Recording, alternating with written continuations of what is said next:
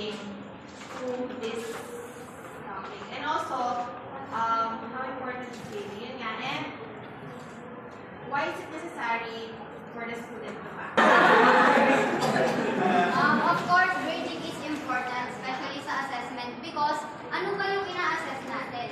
And especially yung mga students, kailangan nilang makita yung mismong value nung ginawa nilang output or performance. Of course, kailangan nilang malaman if nag-succeed ba sila or nag-fail ba sila sa assessment in order for them to know if they have to improve or change something sa next performance nila. And Mayor pa ulit ang sabi.